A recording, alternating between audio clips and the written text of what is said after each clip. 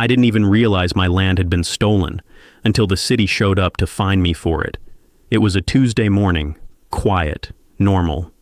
The kind of morning where nothing unusual is supposed to happen.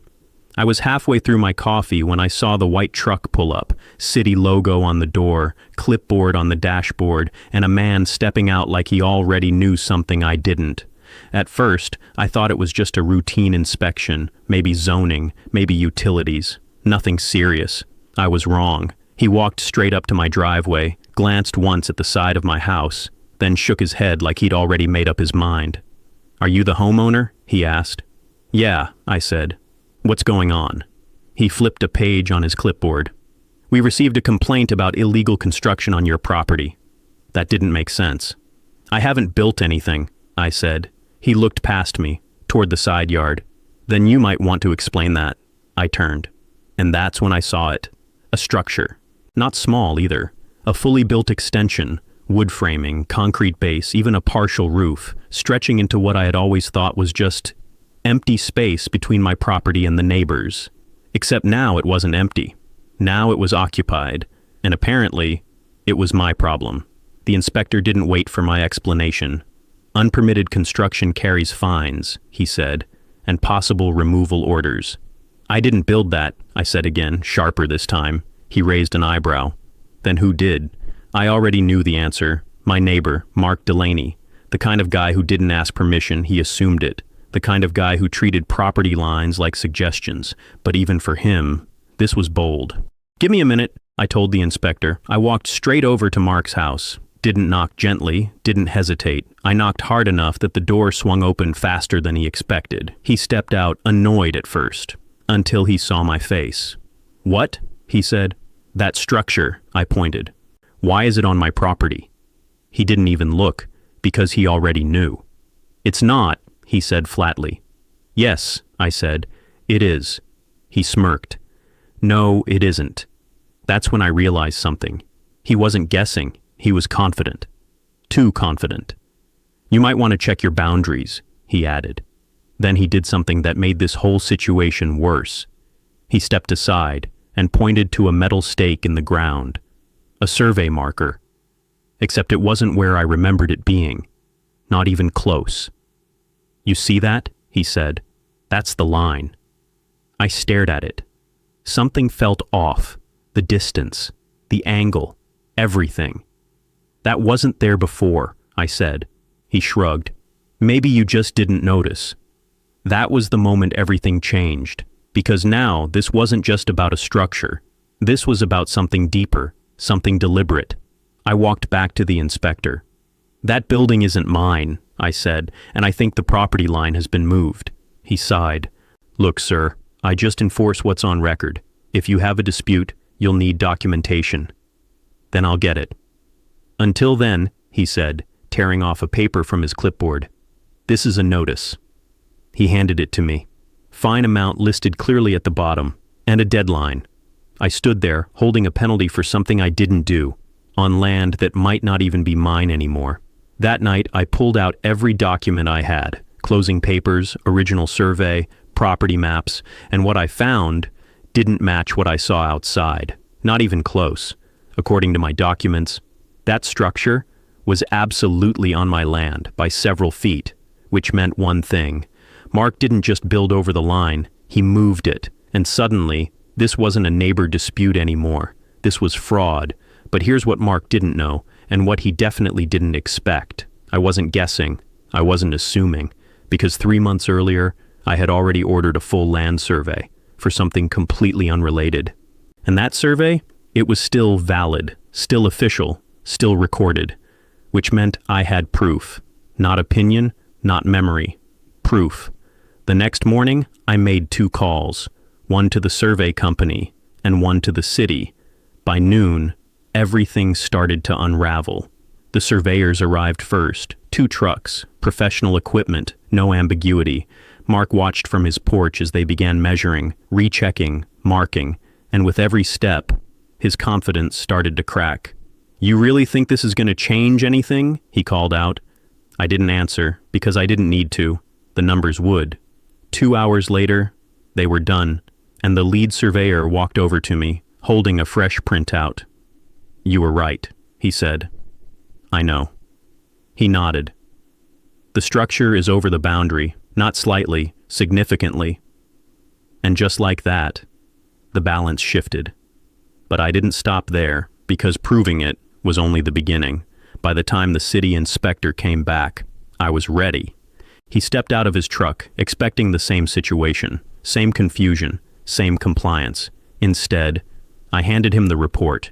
He read it once, then again, then looked up at me, completely different than before. "This changes things," he said. "Yeah," I replied, "it does." And across the yard, Mark stopped smiling, because now, it wasn't my problem anymore. It was his, and it was about to get a lot worse.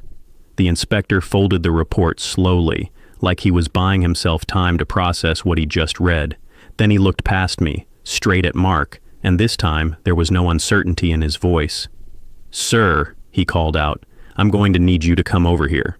Mark didn't move right away. That confidence he had earlier, it wasn't gone, but it was definitely shaken. He walked over, slower than before, more cautious. "What's the issue now?" he asked, trying to sound annoyed instead of concerned. The inspector held up the survey. "This structure," he said, "is not on your property." Mark laughed, actually laughed. "No, that's wrong," he said. "That line's been there for years." The inspector didn't react. Instead, he pointed to the official stamp on the document. "Certified survey, recent, filed." Then he lowered his voice just enough to make it serious. "And it directly contradicts what you're claiming." Mark's smile faded. "Look," he said, "there must be some mistake. That marker, the surveyor interrupted, stepping forward, was relocated." Silence. Not loud, not dramatic, just heavy. Mark blinked, once, twice. "Relocated?" he repeated. The surveyor nodded, and not by accident. That was the moment everything shifted, not just legally, emotionally. You could feel it in the air. "Are you accusing me of something?" Mark snapped. The surveyor didn't hesitate. "I'm stating a fact." The inspector turned to Mark again. "Sir, I'm going to ask you directly. Did you move a boundary marker?"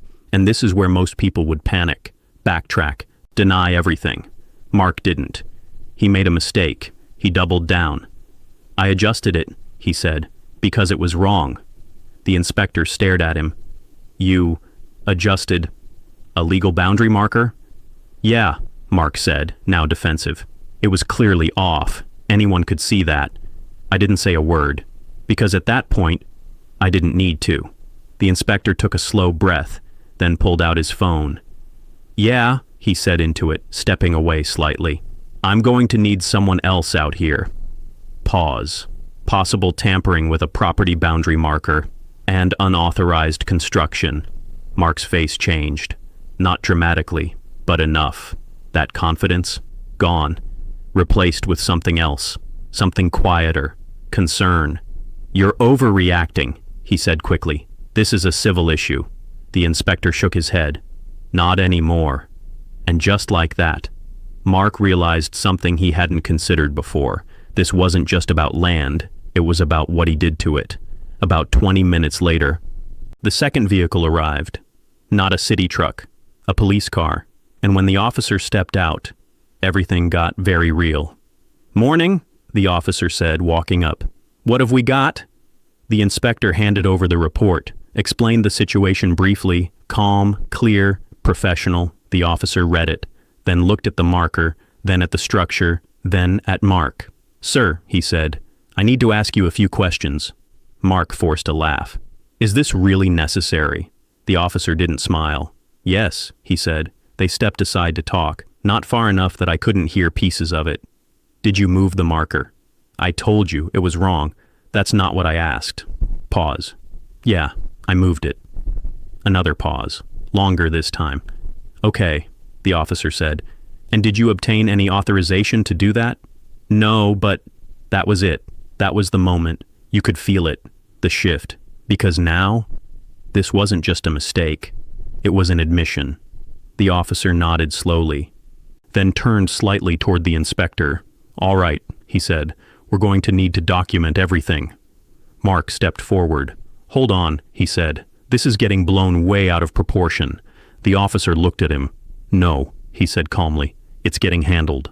And for the first time since this started, Mark looked unsure of what to do next. He glanced at me, like he expected something, a reaction, an argument. I didn't give him one, because I didn't need to fight anymore. He'd already lost control of the situation. Over the next hour, everything he built, literally and figuratively, started to fall apart. Photos were taken, measurements recorded, statements written, and that structure, the one that caused all this, it wasn't just unpermitted anymore. It was illegal. By late afternoon, the verdict came down, from the inspector first. "Formal notice of violation," he said, handing Mark a document.